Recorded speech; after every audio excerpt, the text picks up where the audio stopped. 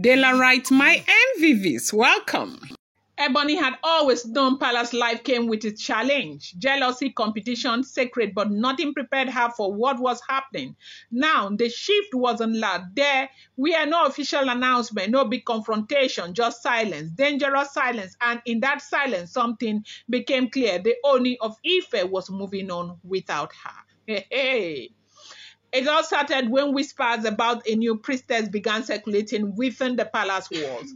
At first, Ebony didn't pay much attention. The palace is full of people coming in and out, priests, herbalists, traditional consultants, emissaries, foreign dignitaries, but there is something different about this woman. They said she is not just a priestess, she is the chosen one, handpicked by the Royal Ancestral Council to play a critical role in this year's celebration, okay? A particular ritual that, Ooni of Ife is supposed to do, and the New Yam Festival. They said the girl has been also part of the New Yam Festival. Her name Ade Tutu.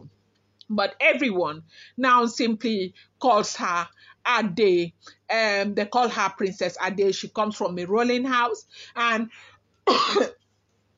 she is loved.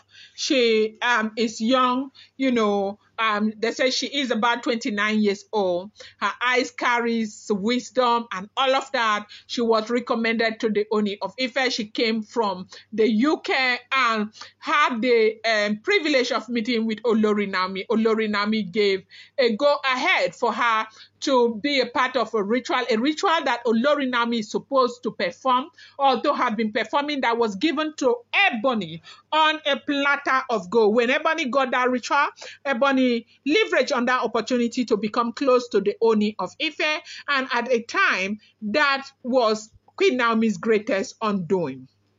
They say when the priest consulted the Fafo who should oversee the female rite of passage this year, as in after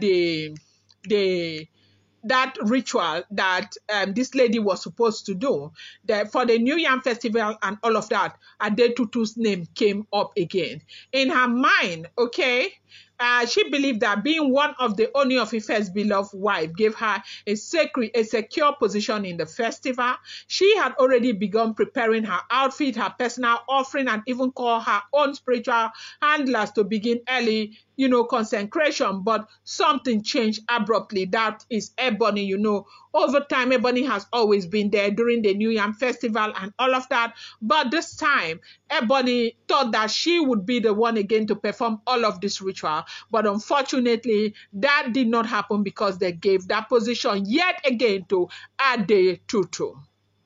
Now, not only is Ade Tutu given the honor to represent the palace women in the ritual, she was also granted direct access to Queen Naomi. That was one thing that broke the heart of Ebony, because for months now, Queen Naomi had remained distant. She had refused to engage with most of the palace women, maintaining a quiet dignity.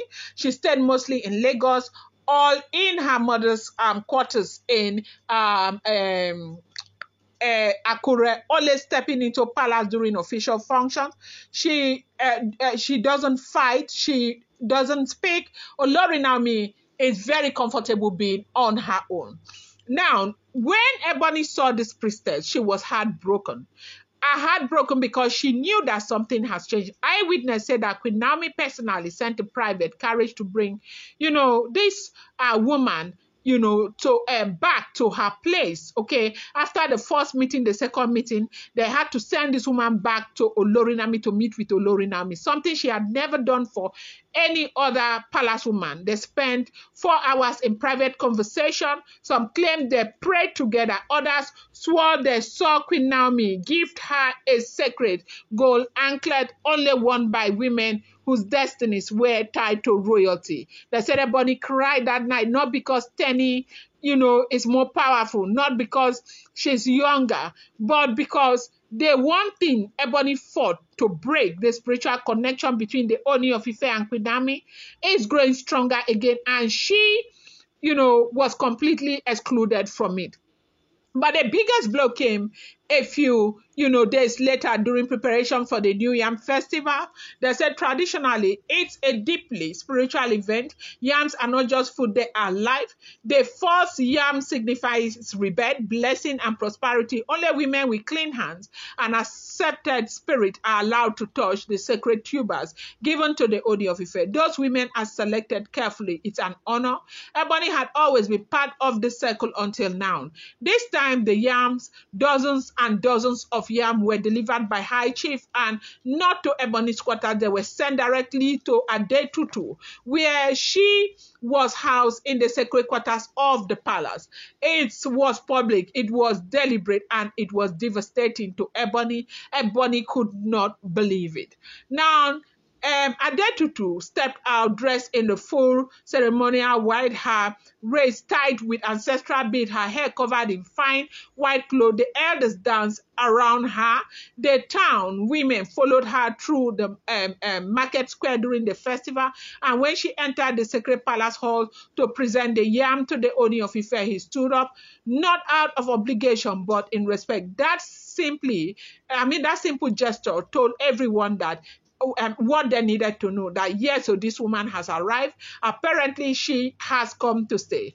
And with the fact that, all of this is happening again without Ebony, not to say she's not there to witness the event. Yeah, she's seen what has been going on, but before, she would be the one person who will be at the front and doing all of those things. Most times these days, they say all the traditional responsibilities that used to be for her, everything they used to give to her to do all the performances and all of that. They say right now, nothing of such is happening in the palace again. They are not giving anything to Ebony to do. Everything they do their things by themselves. They handle everything by themselves. All those traditional responsibilities, those calabash, pots, and all of that she used to perform before, has been withdrawn completely from her. And they said this is something that has become so devastating for Ebony. Ebony had never ever thought that a time would come where her life would be this miserable in the palace of the Ooni of Ife, where Ooni of Ife would prefer others, according to her, outsiders